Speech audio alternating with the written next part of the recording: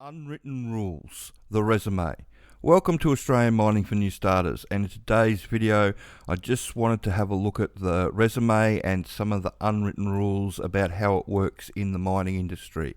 Now I am going to be talking about this from the perspective of the underground hard rock industry. So if you type underground into Seek, you will see all the jobs come up and you're looking for the nipper, the truck, the offsider and the service crew roles. So let's go over and have a look at the sponsor's website. We're going to jump onto their mining resumes before and after page, and that is in their new starters column all the way down the bottom.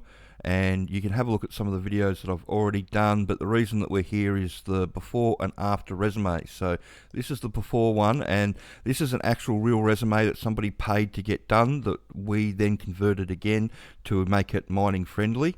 And the real thing that you need to understand here with one of the unwritten rules is that the foremans and the project managers, they're the ones that actually do the hiring, and they've got you've got 6 seconds with those guys. You either know something about mining or you don't. So from the front of this page, in the last 30 or 20 seconds that you've been looking at it, have you seen anything on there that you would know that this person would give you any indication that you got any idea about mining at all? Not really. There's a whole bunch of tickets down here, and remember, in the hard rock underground space, the employers can't use any of these equipment tickets. They have to issue their own. So if we come over to the after, which is the one we did, so if we have a look at it straight away, can you see anything on there that would make a foreman interested in interviewing you? Well, to start with, you've got the underground training. So scaling, watering down, basic service crew, general mining information. All things that I'd love a new starter to know if I was the foreman or the project manager. 15 years operating different machinery. So I've read it and it's telling me a story straight away, and it's not wasting my time. And I come down further. So this is all a big tick from the foreman. They're looking at it, they're reading it, they're engaged. They're down here, they're looking for, Dead People Services Centre, so a HR truck. So you've driven a HR tick. You've been involved in pest control. Yep, so you've got a lot of experience using PPE and having to use breathing apparatus. So that's going to be a tick as well. You've got some interests that I can ask you about, and you've got 2 contactable references. Now, the big thing, one of the unwritten rules that people don't realise is that if you don't supply contactable references, it only has to be 2 references. They only have to say nice things about you. They, doesn't have to be, you can just be anybody that's going to say nice things about you. 2 of them. If you put references available on request, your resume will get culled. Just the same way is if you've got a whole bunch of tickets on your resume is going to get culled. I mean, this resume is just going to get culled straight away because the foreman's not going to be bothered reading it, because you've got to go all the way down here before you actually get to where you've been doing any of the employment duties down here, and there's other employment history there. It's just all over the place. The other thing is that it's got to be short. Anything that's over 3 pages, a real hard rock underground miner or a real surface miner doesn't send a resume in with more than 3 pages on it. I'm sorry. So I've seen foreman's cull on length of resume.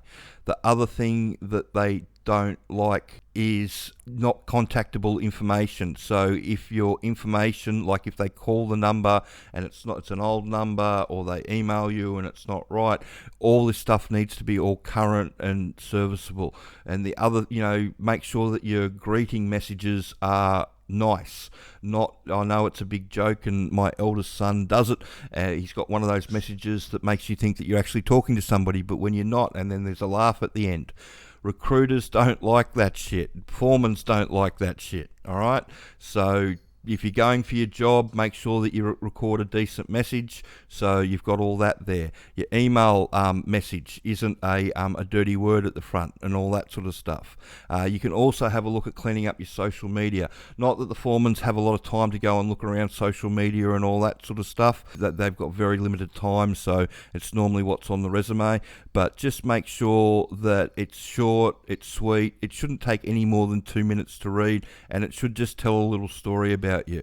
If it's all disjointed and it's all too hard and it looks like it's going to be complicated to read, they just chuck it, because they've got a stack of, anywhere from, 50 to 1,000 in front of them, and there's no shortage of people applying. So if your resume doesn't run over the eye well, you're not going to have much of a chance. The other thing is that you've got to have something to get them in, because you either know something about mining or you don't.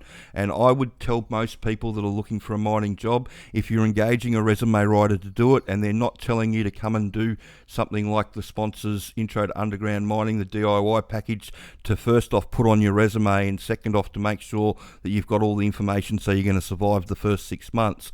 If they're not helping you do that, I'd really question their experience within the industry and what they're really going to be offering you as a resume writer. Because if all they're doing is you're paying $400 to get this, this isn't going to help you get a hard rock underground job in one of the gold or base metal mines around the country. This might help you get a job on a construction site, or doing civil works on a mine site, or maybe even in a coal mine in Queensland. But those jobs, they are what they are. They're not the production jobs that everybody's chasing. If you want a production job, you've got to get on as an underground truck driver or a surface truck driver or something like that, and this is the type of resume that's going to get you that. So I hope you found that information helpful, and like I said, if you're going to engage somebody to do your resume for you, just make sure that you've got the ammunition to put on there to start with, because if you're just putting on there your standard resume, the same information that you've been putting around without a result, chances are the fancy new resume is going to get the same result, not a lot, because the foremans, like I said, then the project managers, they're looking for people that have got some mining experience, that they know how their mine works, so they can have a conversation with them about what's going on and what's going to be expected of them on site. When you can hold that conversation with the employer, that's what gets you the job. That's the experience that they're after. So I hope you found that information helpful about resumes, and if you've got any more questions, please send them through, and if you could like and subscribe to the channel. Thanks.